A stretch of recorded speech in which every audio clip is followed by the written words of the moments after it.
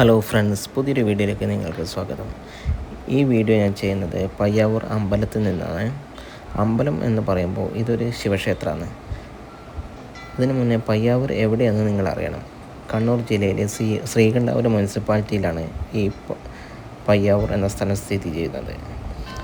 ഇവിടുത്തെ ഉത്സവം നടക്കുന്നത് മലയാള മാസം കുംഭം 1 മുതൽ കുംഭം 12 വരെയാണ്. ഇവിടുത്തെ ഉത്സവത്തിന് ഒരുപാട് പ്രത്യേകതകളുണ്ട്. അതിൽ മെയിൻ പ്രത്യേകത എന്ന് വെച്ചാൽ കർണാടക ജില്ലയിലെ കുടക് നിവാസികൾ പങ്കെടുക്കുന്ന, അല്ലെങ്കിൽ അവർക്ക് ഒരു അധികാരം ഉള്ള കേരളത്തിൽ മൊത്തം അങ്ങനത്തെ 2 അമ്പലങ്ങളാണ് എനിക്ക് തോന്നുന്നത് ഉള്ളത്. ഒന്ന് വയത്തൂരും ഒന്ന് പയ്യാവൂർ അമ്പലവും. ആ പയ്യാവൂർ അമ്പലത്തിലെ ഉത്സവങ്ങളും അതിൻ്റെ ചടങ്ങുകളൊക്കെയാണ് നിങ്ങൾ ഈ വീഡിയോയിൽ കാണുന്നത്. കുംഭം 1 മുതൽ കുംഭം 12 വരെ ഇവിടുത്തെ ഉത്സവം ഉണ്ടെങ്കിലും കുംഭം 10-നാണ് ഇവിടുത്തെ മെയിൻ പ്രധാന ചടങ്ങുകളെല്ലാം ഉള്ളത്. അതിൽ പ്രധാനപ്പെട്ട ഒന്നാണ് ചൂളിയാട് ദേശവാസികളുടെ ഓമനക്കാഴ്ച. പിന്നെ വ്രതമെടുത്ത് നിൽക്കുന്ന നെയ്യമൃതകാരുടെ കുഴിയടുപ്പിൽ പായൽ, പിന്നെ കുടകന്മാർ തിരിച്ചു പോകുന്നത്, അതൊക്കെ നടക്കുന്നത് കുംഭം 10-ാം തീയതിയാണ്. ഏറ്റവും കൂടുതൽ ആൾക്കാർ പങ്കെടുക്കുന്നതും ഈ 10-ാം തീയതിയത്തെ ചടങ്ങ് കാണിക്കാനാണ്. പിന്നെ 10-ാം തീയതി ആനപ്പുറത്താണ് തിടമ്പെഴുന്നള്ളത്തുള്ളത്. ബാക്കിയെല്ലാം ഈ അമ്പലത്തിൽ തിടമ്പെഴുന്നള്ളത്ത് ഉണ്ടെങ്കിലും അത് ആനപ്പുറത്ത് തിടമ്പെഴുന്നള്ളത്ത് നടക്കുന്നത് കുംഭം 10-നാണ്. ബാക്കിയെല്ലാം തിടമ്പ് നൃത്തമാണ്. അവിടുത്തെ പിന്നെ ഉത്സവം കെട്ടുന്ന ആൾ തലയിൽ തിടമ്പുമായിട്ട് തുള്ളും. അതാണ് അവിടുത്തെ തിടമ്പ് നൃത്തം. പിന്നെ ഒരുപാട് ചെണ്ടയും മേളവും, ഉത്സവത്തിന് പൊടിപൂരം ആയിരിക്കും അവിടെ. പിന്നെ ഈ കുയ്യടുപ്പ് പായ എന്ന് പറയുന്നത് ആ അമ്പലത്തിൽ 10 ദിവസമായിട്ട് ഇങ്ങനെ വെക്കുന്ന അടുപ്പില്ലേ, ആ അടുപ്പിലോട്ട് നെയ്യമൃതകാരും പിന്നെ കോമരവും ആ കുഴിയടുപ്പിലൂടെ ഓടുന്നതിനാണ് ഈ കുഴിയടുപ്പ് പായുക എന്ന് പറയുന്നത്. അത് ഏകദേശം ഒരു 2 മണി, കുംഭം 10-ന് 2 മണി 1 മണി ആ ഒരു സമയത്താണ് ചടങ്ങ് ഉണ്ടാവാറ്. കുടകിലെ വ്രതമെടുത്ത് നിൽക്കുന്ന കോമരങ്ങൾ ഇവിടെ വന്ന് ഉറഞ്ഞു തുള്ളുന്നതും അവർക്ക് ദൈവവിളി കിട്ടിയെന്നല്ലാന്ന് പറയുക. അങ്ങനെ അവർ ഉറഞ്ഞു തുള്ളുന്നതൊക്കെ ഇവിടുത്തെ കാഴ്ചകളും അത് കാണാൻ വേണ്ടി വരുന്ന ജനക്കൂട്ടവും എല്ലാം ഒരു അപൂർവ ദൃശ്യങ്ങളിൽ ഒന്നാണ് ഇവിടുത്തെ. ഇത് പയ്യാവൂർ നാട്ടിൽ നടക്കുന്ന ഉത്സവമാണെങ്കിലും ഈ ചുറ്റും അല്ലെങ്കിൽ അതിൻ്റെ സമീപത്തുള്ള പ്രദേശങ്ങളിലോ സമീപത്തുള്ള നാടെല്ലാം ഒന്നിക്കുന്ന ഒരു ഉത്സവം തന്നെയാണ് പയ്യാവൂർ ഉത്സവം എന്ന് പറയുന്നത്. അതായത് ചെടിച്ചേരി ഈ ജനങ്ങൾക്ക് ഇതിൻ്റെ അകത്ത് പങ്കുണ്ട്, ചൂളിയാട് ജനങ്ങൾക്ക് പങ്കുണ്ട്, പിന്നെ അതുപോലെ തന്നെ നമ്മുടെ കൂനത്തിലെ ആ പ്രദേശവാസികൾക്ക് പങ്കുണ്ട്. അങ്ങനെ ഒരുപാട് നാടെല്ലാം ഒത്ത് കൂടുന്ന ഒരു ഉത്സവം തന്നെയാണ് ഇത്. അതുപോലെ തന്നെ കാഞ്ഞിലേരി, വയക്കര, പിന്നെ ഏരുവേശി, പടിയൂർ, അങ്ങനെ ഒട്ടുമിക്ക പ്രദേശങ്ങളിലെയും ആൾക്കാർ ഈ ഉത്സവത്തിൻ്റെ ഭാഗം ആകാറുണ്ട്, പോവാറുണ്ട്. ചടങ്ങുകളൊക്കെ അവരുടെ സാന്നിധ്യം അവരൊക്കെ അറിയിക്കാറുണ്ട്. അങ്ങനെ നാടെല്ലാം ഒത്തുചേർന്ന് നടത്തുന്ന ഒരു ഉത്സവം തന്നെയാണ് പയ്യാവൂർ ഉത്സവം. ഇത് കാണേണ്ട ഒരു കാഴ്ച തന്നെയാണ്.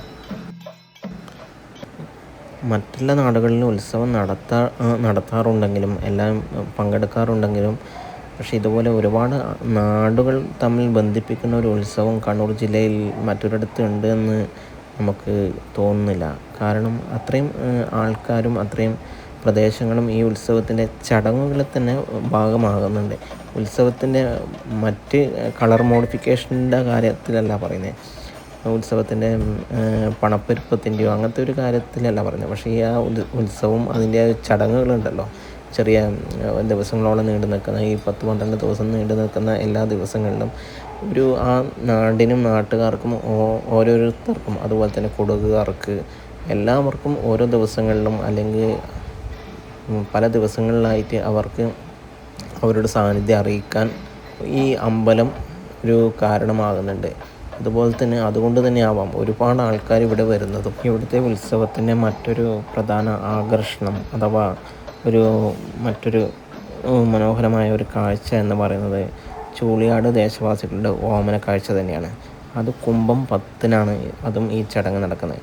ചൂളിയാട്ടുള്ള ഒരു വിഭാഗം ആൾക്കാർ കുറച്ച് ദിവസങ്ങൾ വ്രതമെടുത്ത് ചെറിയ പഴുക്കാതെ കുല അവിടുത്തെ ചൂടിയാട്ട് എല്ലാവരും കൂടി ഒരു പ്രദേശത്ത് അവിടെ സമർപ്പിച്ച് അത് ഒരു നിശ്ചിത ദിവസം, അതായത് കുംഭം 10 ആ കുഴിയിൽ നിന്ന് ആ കുലിയെടുക്കുമ്പോഴത്തേക്ക് ചള്ള് വാഴക്കുലിയാണെങ്കിലും അത് പഴുത്തിട്ടുണ്ടാവും.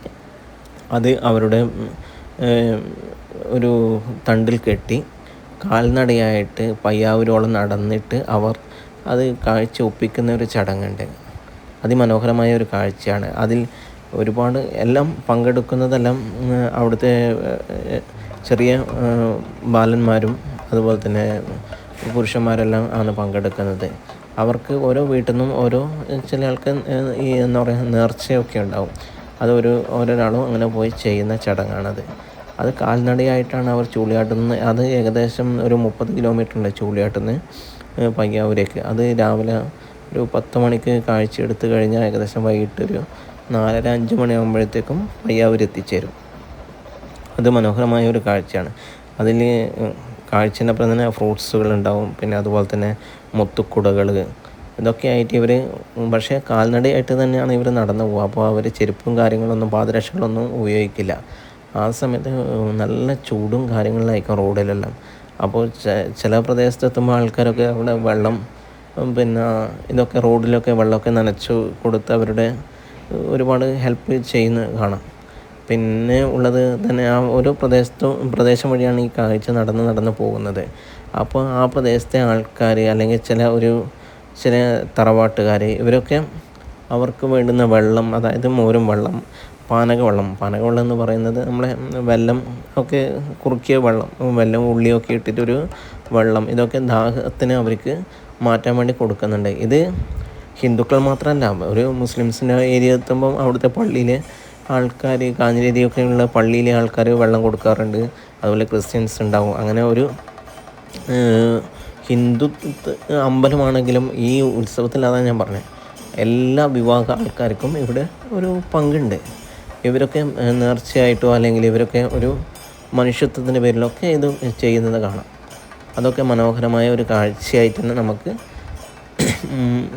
ലോകത്തിന് മുന്നേ തന്നെ കാണിക്കാൻ പറ്റുന്ന ഒരു കാഴ്ചയാണിത്. പിന്നെയും ഒരുപാട് ചടങ്ങ് ഇവിടെ നടക്കുന്നുണ്ട്. അതായത് കൂനം ദേശവാസികൾ വരുമ്പോൾ ആ കൂനംകാരാണ് ഇവിടത്തേക്ക് വേണ്ടുന്ന മോര് കൊണ്ടുവരുന്നത്. പിന്നെ ചെടിച്ചേരി നാട്ടുകാർ അവർ കാൽനടയായിട്ട് തേങ്ങ കൊണ്ടുവരും. കുടകിൽ നിന്ന് കുടകർ വരുമ്പോൾ ഇവിടത്തേക്ക് വേണ്ടുന്ന അരിയും സാധനങ്ങളും കൊണ്ടുവരും. കുടകർ ഈ അരിയും സാധനങ്ങളും കൊണ്ടുവരുന്നത് കാളപ്പുറത്ത് അവർ നടന്നിട്ടാണ് വരുന്നത്, അരിയുമായിട്ട് വരുന്നത്.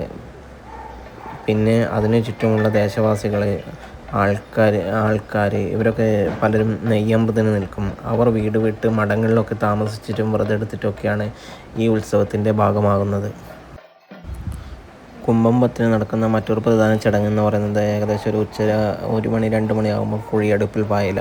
അതായത് പയ്യാവൂർ അമ്പലത്തിലെ 1 മുതൽ 10 വരെ ദിവസങ്ങളിൽ പാചകം ചെയ്യുന്ന ഒരു അടുപ്പുണ്ട്, കുഴിയടുപ്പ്. ആ കുഴിയടുപ്പ് വഴി നെയ്യമൃതുകാരും പിന്നെ അവിടുത്തെ കോമരവും ഓടുന്ന ഒരു രംഗമുണ്ട്. ആ കനൽ വഴി ഓടുന്ന രംഗം, ആ രംഗം കാണാനും ഒരുപാട് ആൾക്കാർ പങ്കെടുക്കും. ആ രംഗത്തോടു കൂടി തന്നെ അവർ നെയ്യമൃതുകാർ നെയ്യ് ഒപ്പിച്ചതോടുകൂടി അവരുടെ വ്രതം അവിടെ തീരുകയാണ്. പിന്നെ അവരും അന്നോ അല്ലെങ്കിൽ പിറ്റേന്നോ സ്വന്തം വീടുകളിലേക്ക്. കുംഭം 10 രാവിലെ ഏകദേശം 10-10:30 ചൂളിയാട്ടിൽ നിന്നും പുറപ്പെടുന്ന ഓമനക്കാഴ്ച വൈകിട്ട് ഏകദേശം 4 മണി 5 മണി ആ സമയമാകും ഏകദേശം പയ്യാവൂർ അമ്പലനടയിലെത്താൻ. അമ്പലനടയിലെത്തിക്കഴിഞ്ഞാൽ പിന്നെ നടക്കുന്നത് ഇവർ കൊണ്ടുവരുന്ന സാധനങ്ങൾ, അതായത് തോളിൽ ചുമന്ന് കൊണ്ടുവന്ന കുലകളും ഫ്രൂട്ട്സുകളും പിന്നെ ചന്ദനത്തിരി തട്ട് അങ്ങനത്തെ മുതലായ എല്ലാ കാര്യങ്ങളും നടയിൽ സമർപ്പിക്കുന്ന ആ രംഗമാണ്. ആ രംഗം കാണാനും ആ രംഗത്തോടു കൂടിയാണ് പയ്യാവൂർ ഉത്സവത്തിൻ്റെ ഒരു വിധം ചടങ്ങുകൾ അവിടെ തീരുക. അതിനുശേഷം പിന്നെ കുടകർക്ക് അവിടെ നിൽക്കാനോ കുടകർക്ക് പിന്നെ ഒരു ചടങ്ങിനും അവിടെ ഒരു അധികാരവും ഇല്ല. അവർ പിന്നെ നേരെ അവരുടെ സ്വന്തം നാട്ടിലേക്ക് തിരിച്ചു പോവുകയാണ്. കുടകർ കൊണ്ടുവന്ന കാളപ്പുറത്ത് അവർ കൊണ്ടുവന്ന അരിയുടെ സഞ്ചിയുമായിട്ട് അവർ തിരിച്ചു പോകുന്ന ഒരു രംഗം കാണാൻ വേണ്ടി തന്നെ ഒരുപാട് ആൾക്കാർ റോഡിൻ്റെ ഇരുവശത്തും പിന്നെ അവിടുത്തെ ബിൽഡിങ്ങിൻ്റെ മുകളിലൊക്കെ കയറി നിൽക്കുന്നതും നമുക്ക് കാണാൻ പറ്റുന്നത് കാഴ്ചയാണ്.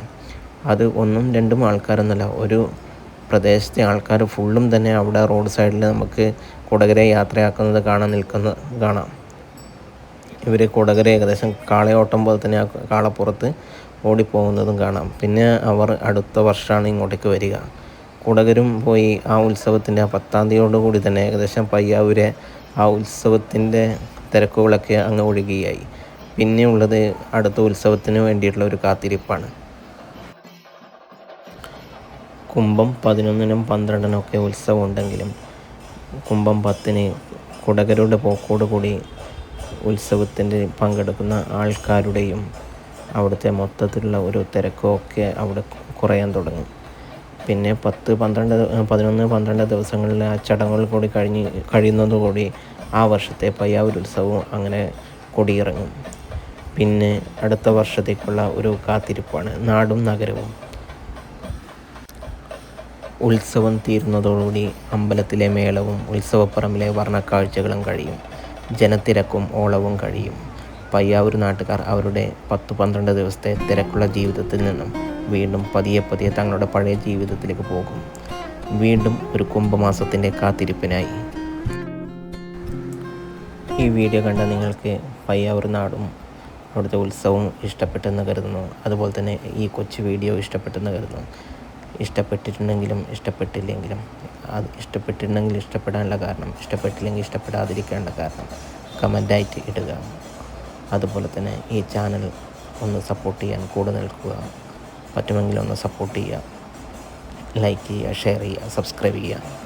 വീണ്ടും ഒരു വീഡിയോയിൽ കാണുന്നവരെ എല്ലാവർക്കും